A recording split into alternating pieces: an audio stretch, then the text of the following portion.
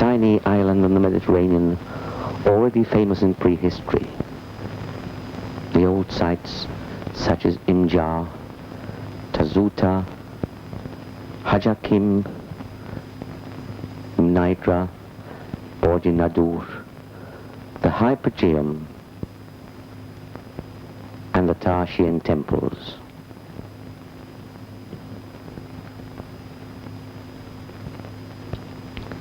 The ancient monuments in Malta and Gozo, which date back thousands of years and have survived the ravages of time, are a clear indication that the Maltese people have always held in high esteem the temples of their gods. We may say that love of religion is their principal prerogative. And if today Malta can lift its head proudly and boast of its great magnificent history, we may state that it was the deep religious sentiment of the loyal noble people which gave life to that wonderful history. Tarshian megalithic temples constitute eloquent proof of the Maltese people's reverence and devotion.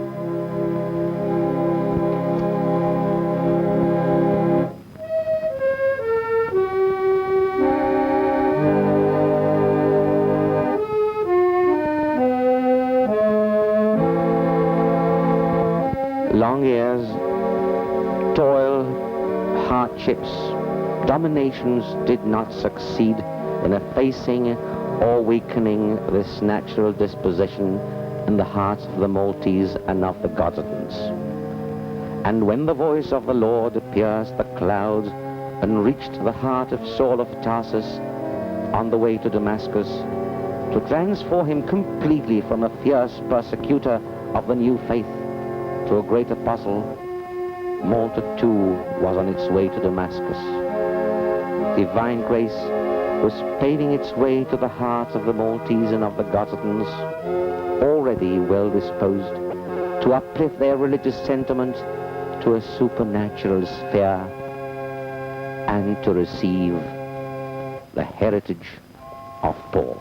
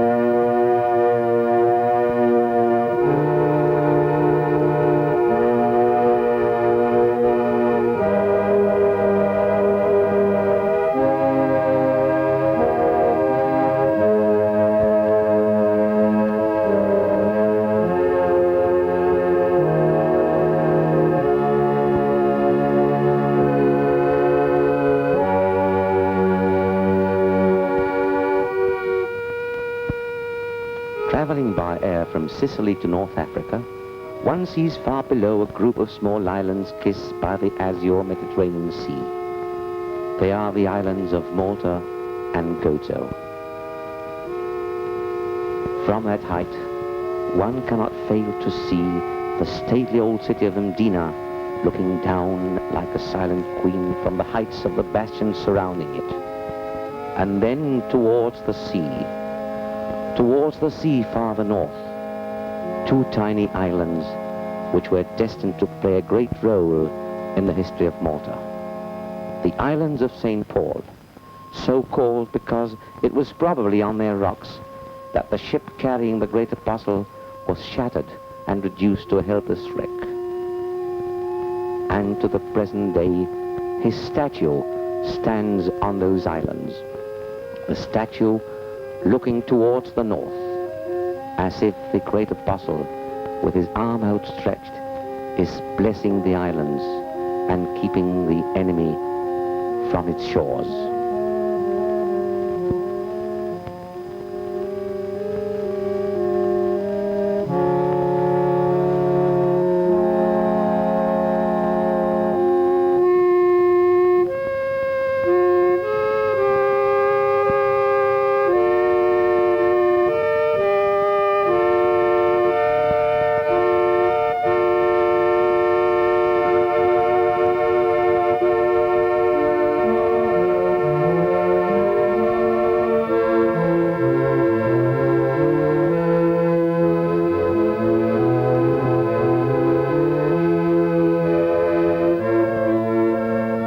was indeed Providence which stirred the calm seas to a furious gale. A terrific tempest attacked the ship, and for 14 days the 276 people on board hardly ate or drank. By daybreak they saw land, and Paul knew that God had brought him to Malta, the small island of the Mediterranean, for its conversion and salvation.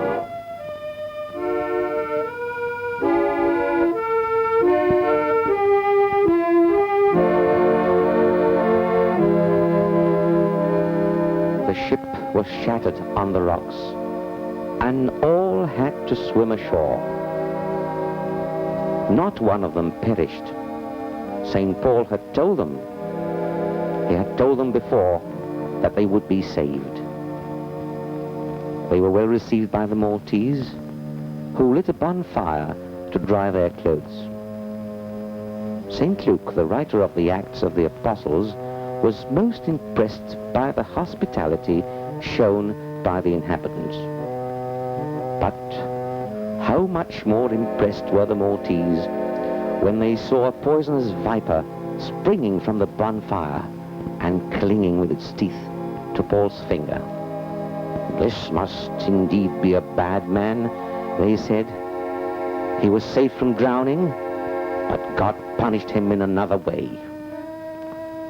But to their great surprise, he just shook the viper back into the fire, and nothing happened to him.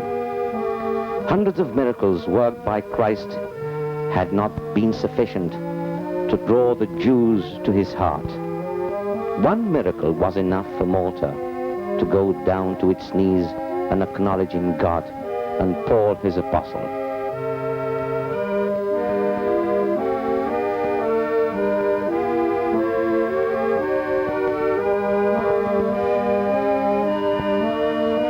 It was exactly where this church stands that the miracle of the poisonous viper took place. This little church was blitzed and destroyed by enemy action. But soon, immediately after the war, it was rebuilt.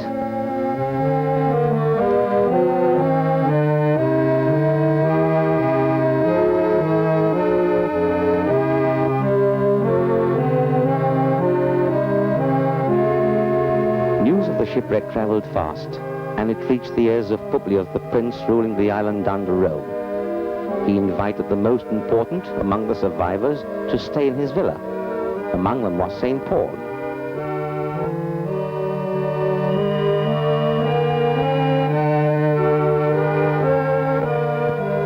The villa is no longer in existence, but on the exact spot where it stood, there is a little church called to this day St. Paul Milii, St. Paul Welcomed. It is an insignificant spot, but it stands there to signify so much. It was there that the inhabitants of Malta impressed the writer of the Acts with their spirit of hospitality. That spirit which was passed from generation to generation and remained to this day the most prominent characteristic of the Maltese, immediately noticed and praised by the visitor who steps on our shores.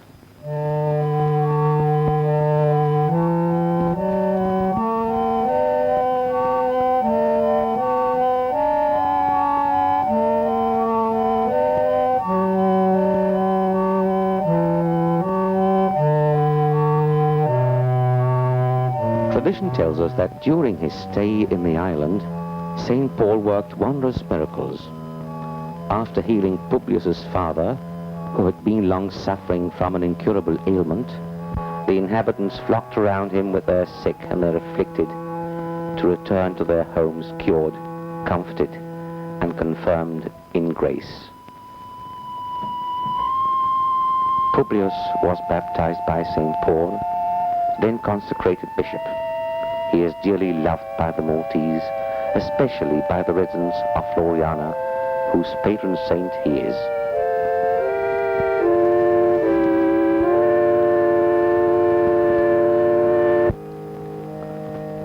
The place where St. Paul lived longest during his 3-month stay in Malta was a cave outside the old capital city of Mdina. The cave was used by him as a church, and as may be understood, up to the present time, that cave still in existence is highly venerated. A most wonderful thing about it is that though many pieces of stone are hewn from its sides and roof, the size remains exactly the same. Pieces of stone cut from the cave are said to be most effective against poisoning from snake bites.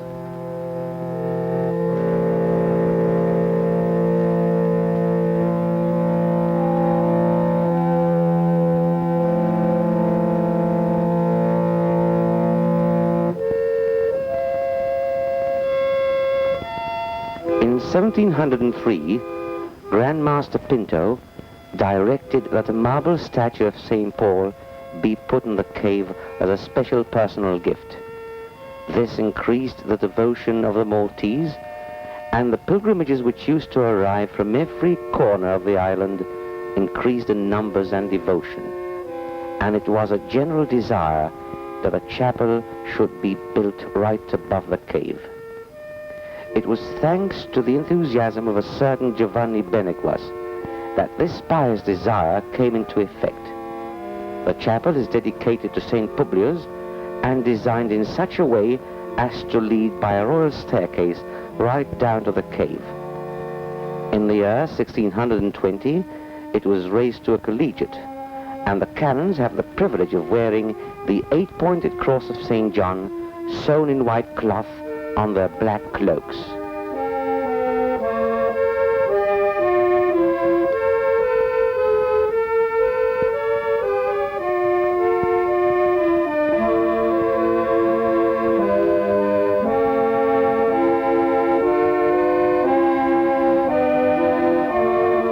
A few yards away from the cave, there is a public square where a big cross marks the spot from where St. Paul used to preach.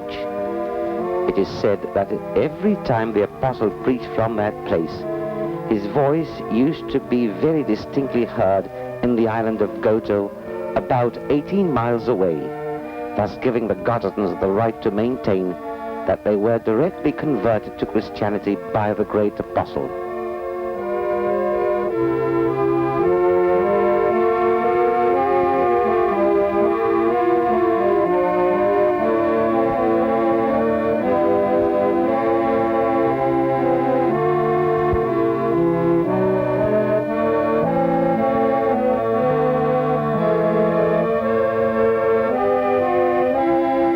This is Malta's cathedral, built on the site of Publius's palace.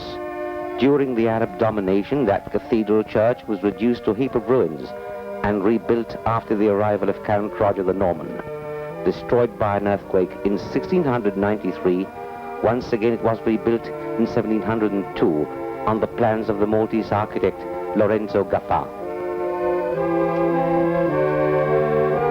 St. John's, the co-cathedral in Valletta. It is a center of attraction to all tourists.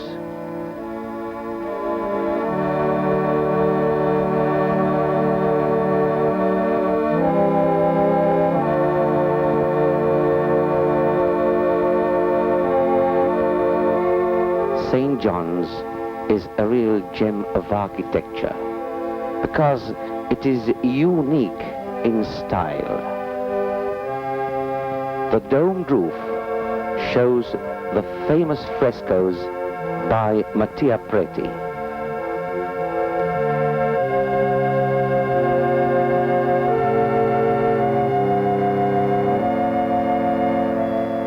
Of great value are the Flemish tapestries.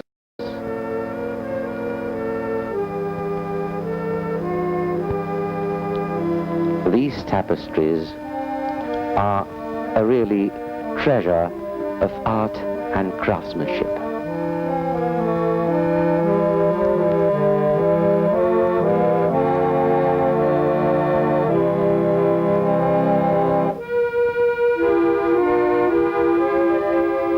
On the right side of St. John's Co-Cathedral, there is the little oratory. It was in this oratory that the knights used to assemble for prayers before the election of a new Grand Master. The roof is highly decorated, and very famous are the marble statues on the high altar.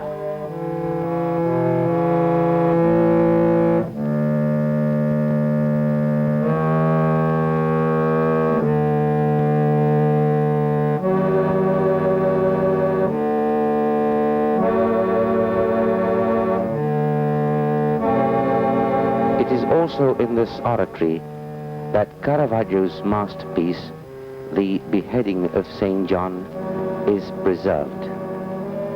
Some time ago, this painting was restored in Italy.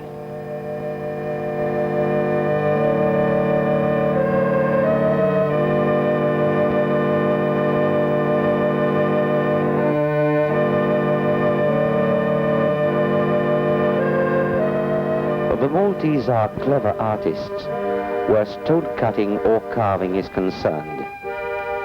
A mason's dream is to be asked to build a church.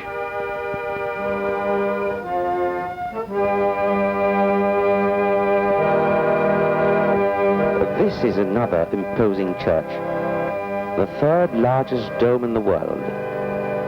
It is the pride of the inhabitants of Mosta, a large village on the way to St. Paul's Islands.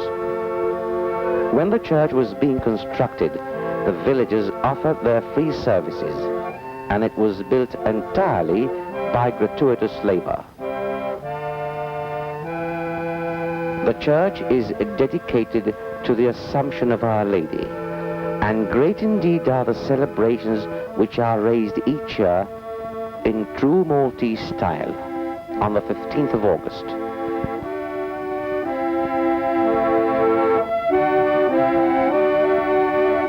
The dome appears highly decorated, and by night, when the thousands of bulbs which cover it are lit up, it flares like a flambeau, the true symbol of a heart enkindled with love and devotion.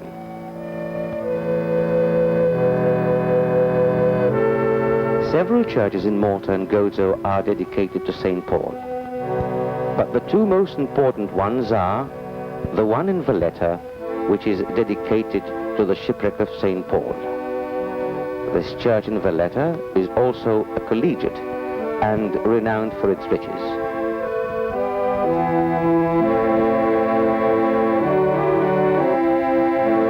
The other one is at Rabat, near Indina, built on the site where St. Paul lived. All these churches dedicated to the Apostle of the Maltese are the most eloquent proof of his place in their hearts.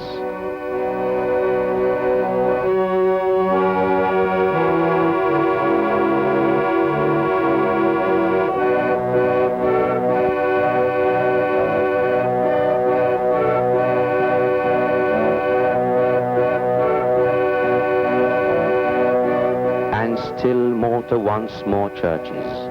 More and more churches are built every year. Here we see a new church under construction at Blat al-Baida. It's going to be dedicated to Our Lady.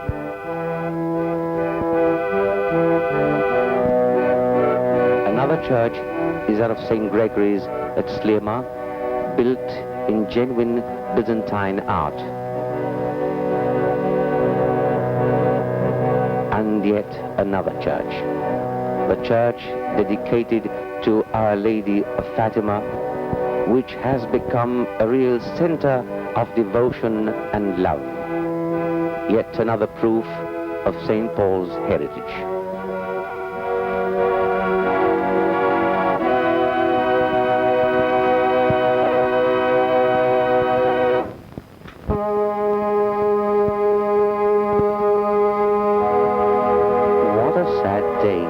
Have been for those newly born children of the Church of Christ to see their apostle leaving their shores. But God was calling him to the eternal city. There he was to lay his life for Christ, his only love.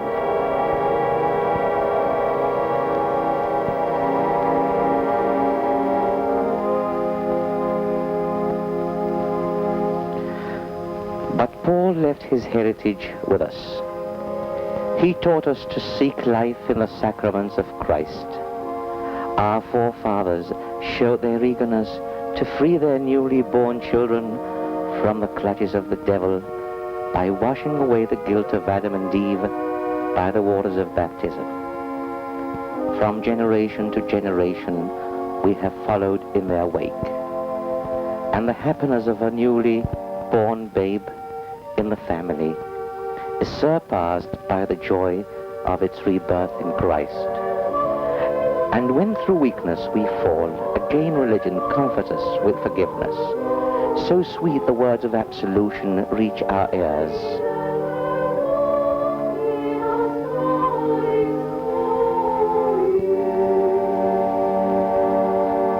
But the greatest moment of our life is when we become one with Christ through Holy Communion. Our apostle, in his heritage, left us a deep love for Christ in Holy Eucharist.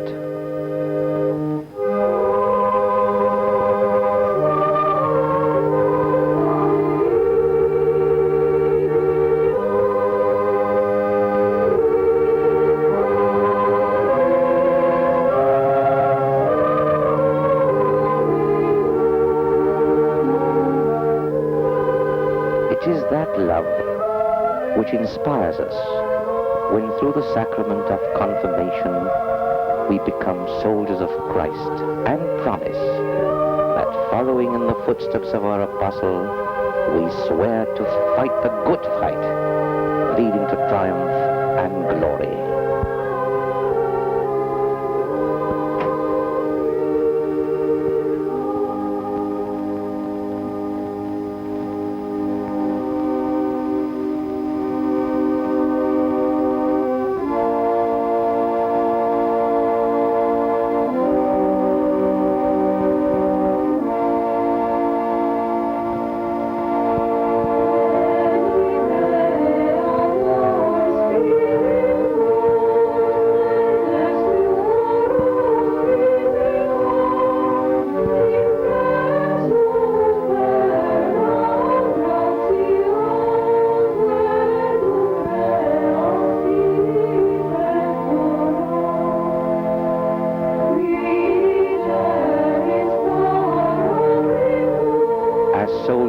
We fight till the end. And when the time comes to seek life in death, we are comforted by the sacrament of extreme unction, a guarantee of our resurrection and immortality.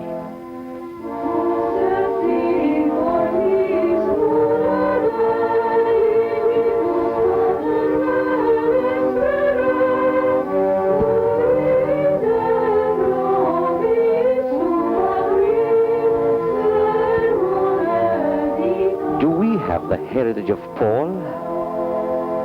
For a Maltese family, its greatest honor is to have a priest, to offer a priest to God. And there is hardly a family without its priest.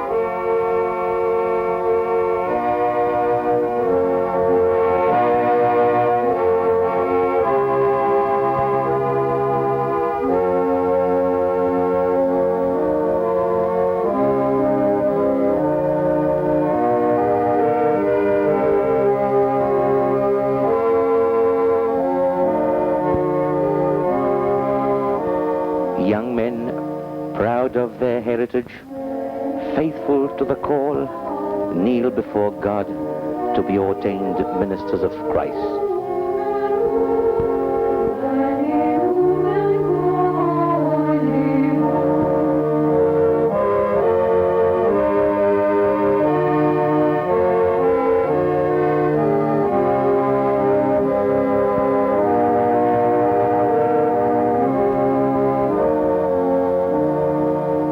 Like the apostle who nearly 2,000 years ago consecrated Publius first priest and first bishop of our islands.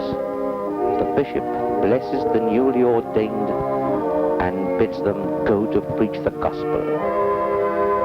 He reminds them that, like their forefathers, they have been entrusted with the heritage of Paul.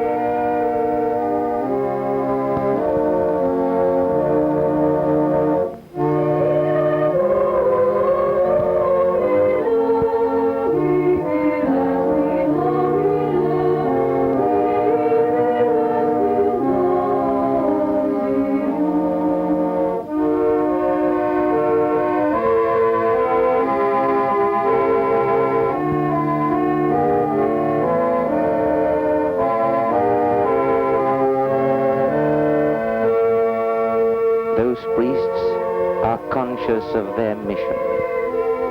They know that their duty as other Christs is to imitate Paul just as he imitated Jesus.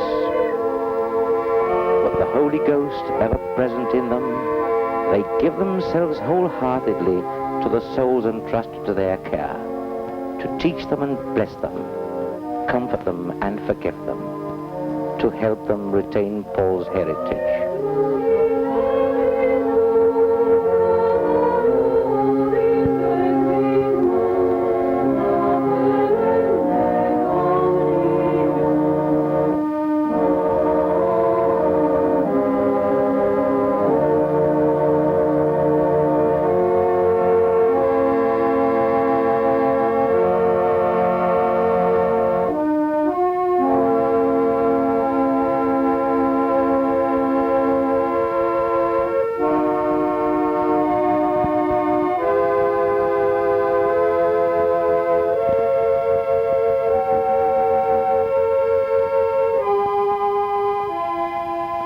Malta will never lose that heritage because it has its priests, the true and undaunted custodians of Paul's heritage.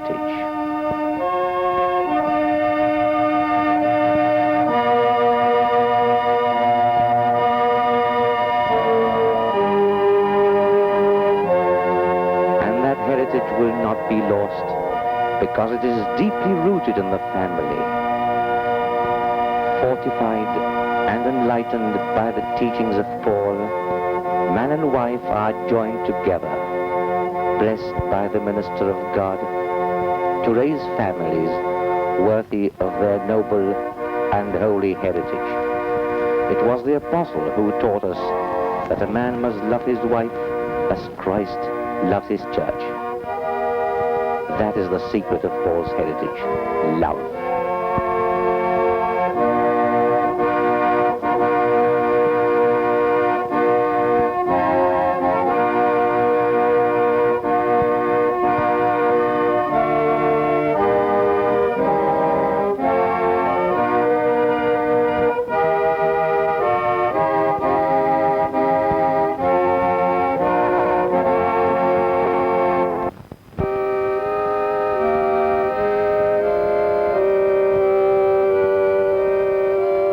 The most eloquent proof of the heritage which St. Paul left us is the spirit of charity, without which, as he himself taught us, no virtue has any value.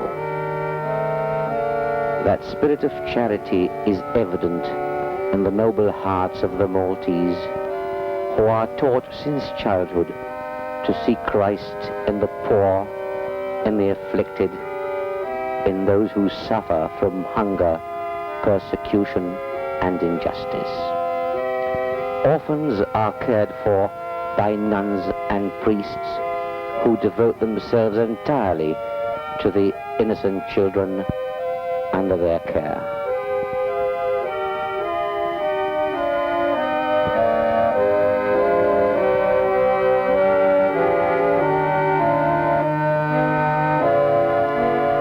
There are many institutes and orphanages in the island, and they are completely dependent on the charity of the faithful.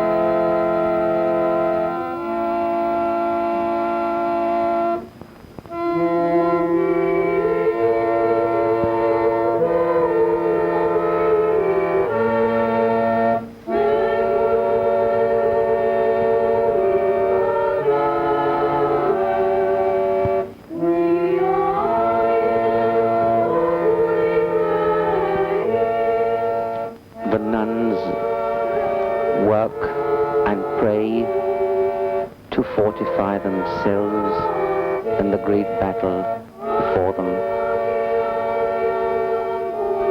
And the children grow up, true soldiers of Christ, cared for spiritually and materially. Boys are taught useful trades so that when they find themselves in the world, they can fend for themselves and feel thankful for all that was done for them while they were cared for in the church. They become useful citizens. They look back upon the days when they were taught in the classroom or when they were being given a trade, either as tailors, carpenters, shoemakers, bookbinders, printers, or engineers.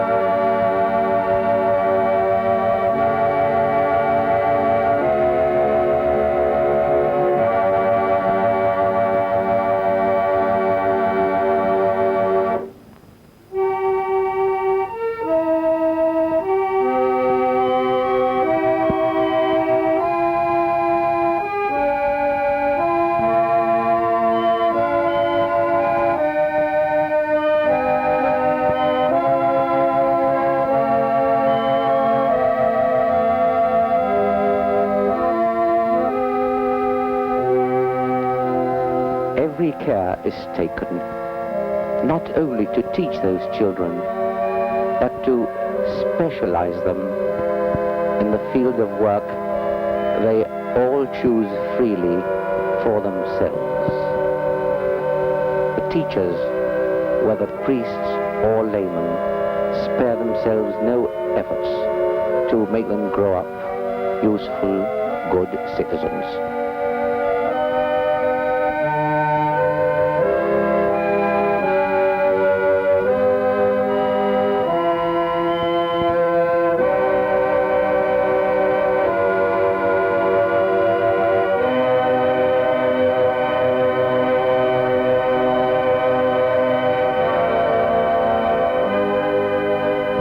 Catholic charity is not limited merely to the children. There are the old people and the aged. Those poor old people who at one time were the backbone of the nation, good fathers and good mothers, those old people who worked hard to bring up good Maltese family, have their mind at rest because they know that when the hour of death approaches, when there's no more strength or energy in their blood, that the church looks after them. They know that they can go to a home where they find the love of Christ, Catholic charity to look after them.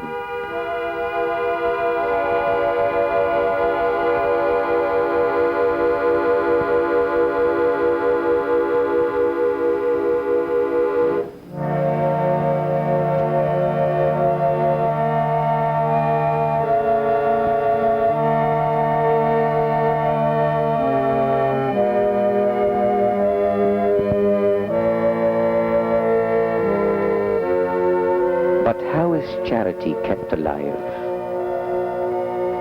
It is kept alive by the unceasing labor and efforts of Malta's priesthood. Here we see one of the orders, the Capuchin order, that works hard in the field of the Lord. There are various orders in the island. There are the Dominicans, the Augustinians, the Franciscan, Conventuals, Minors, and Capuchins. There are the Theresians and the Jesuits. there are the Carmelites. They all work together hand in hand. They all work together for the glory and the goodness of Malta. And alike unselfishly, they distribute the heritage of Paul among the faithful. They never stop working. They know that there's a mission in front of them. They know that they are carrying a responsibility. To the Maltese, they must give freely the heritage of Paul. To the Maltese, they must present the religion taught by Paul.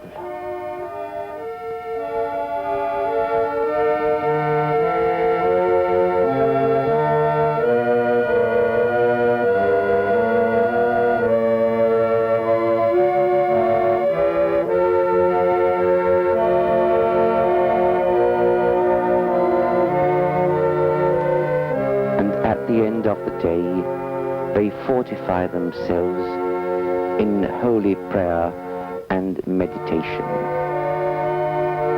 And a favorite subject is always the charity taught by St. Paul.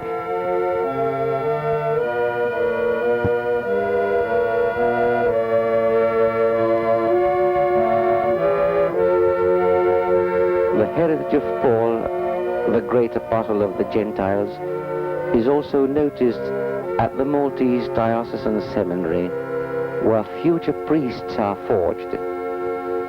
These young men do not only look forward to their native country, but like Paul, they have the world in mind as their future field of apostolate. They have here a missionary crusade called after their father Paul, whose duty is to foster this missionary spirit among seminarians.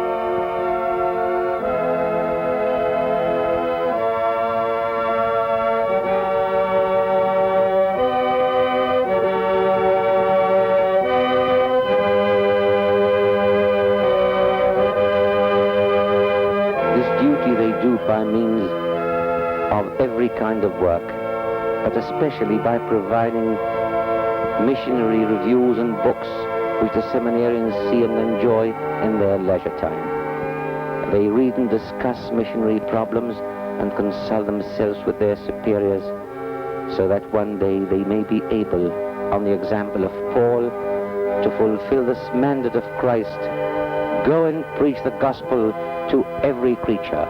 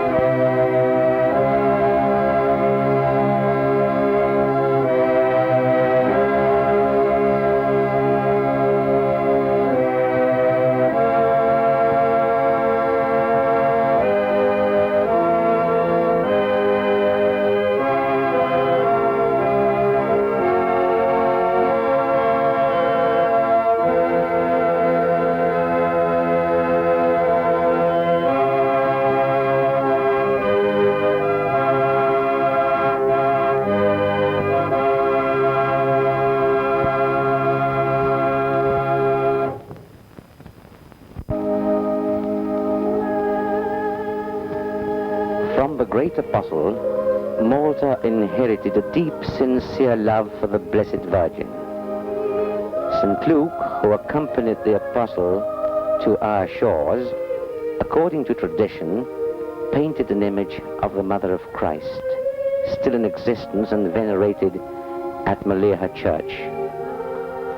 The Maltese loved the Divine Mother, and that love was passed on from generation to generation.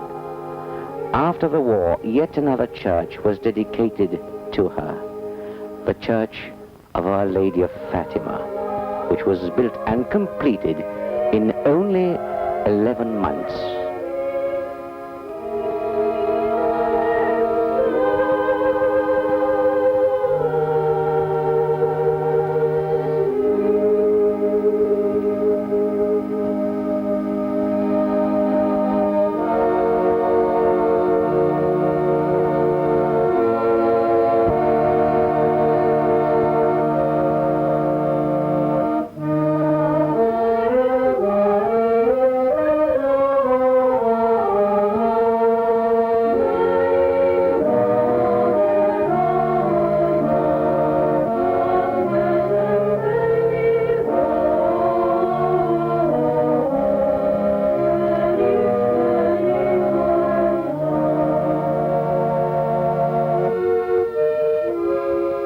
church now has become a center of devotion, a center of love. In 1942, Malta was littered with bombs. The Germans had decided to reduce the island, and especially the dockyard area, to a heap of rubble. But they were not aware that Malta was kneeling at the feet of the Blessed Virgin. The precious statue of the Immaculate Conception was carried to safety to Birkirkara's parish church. The Reverend Chapter of Cospicua made a vow that if their church would be spared, they would carry back the statue to Cospicua in a triumphal pilgrimage. The three cities were made a target and bore the brunt of the blitz. Day and night bombs rained on Cotonera. Houses were destroyed, people killed or rendered homeless. Terror reigned everywhere. But the Church of the Immaculate Conception was untouched. Not one house, not one room around it was spared. Yet, as if the Blessed Virgin had spread her protective hands on the sanctuary, the Church of Cospicua, pride of the citizens, remained unscathed.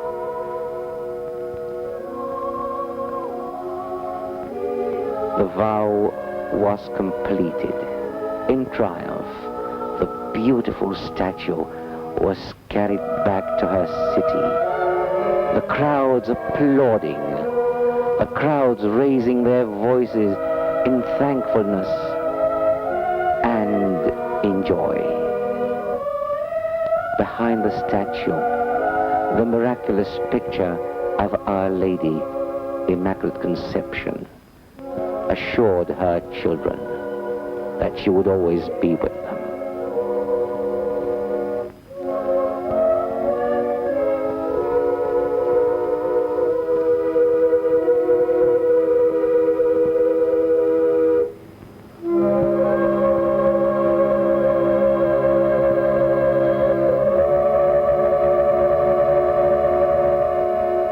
And there stands the church which was spared because the Blessed Virgin was there. So much wreck, but yet so much protection on the great city.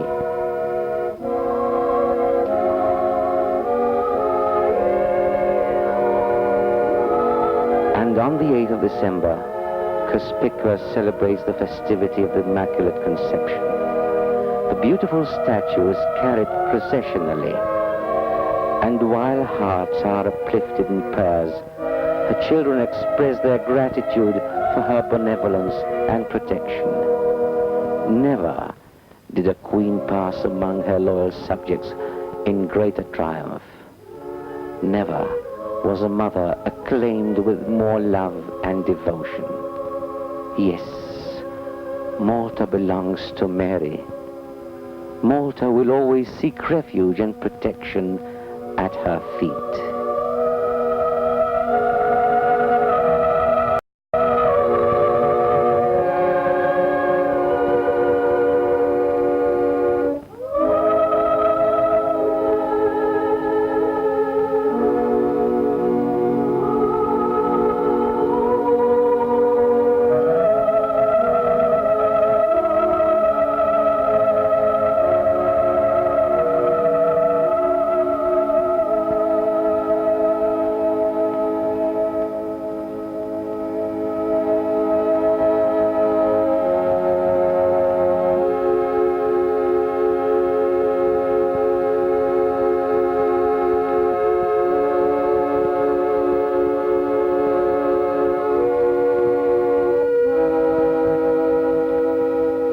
The special day of the year when Malta shows its loyalty to Christ is on the feast of Christ the King.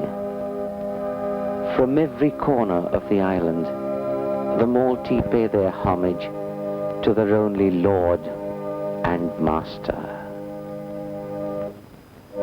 They pass in their thousands by the statue of Christ the King, a statue erected in memory of the Eucharistic Congress of 1913, and lovingly they lay their wreaths and salute him. And that bronze figure of the King of Kings seems to move forward to meet them and to bless them, to lead them to their salvation and glory.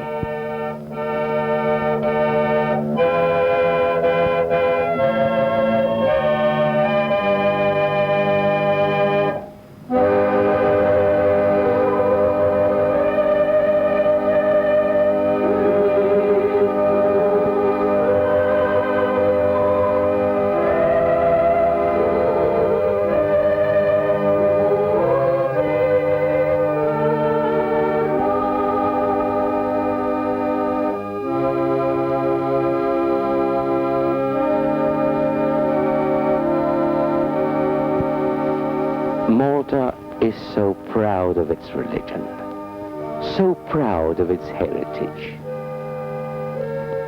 Once a year, on the 10th of February, Valletta, the capital city, celebrates the festivity of the great apostle Paul to show its pride in the heritage he left. And while his statue processionally passes along the crowded streets, while bells peal joyfully, the enthusiastic crowds give vent to their feelings in shouts of "Hail St. Paul! Hail Great Apostle!"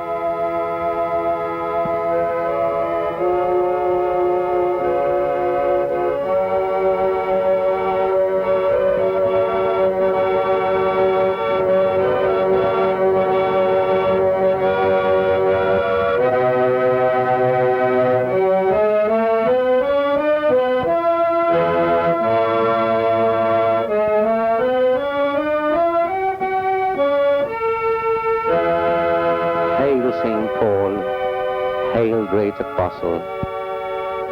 That will always be the salute of Malta. The little gem of the Mediterranean was not long in embracing the religion of Christ brought to it by Paul. That religion was uninterruptedly preserved. And happen what may, that holy religion will always be its greatest treasure, its most glorious heritage.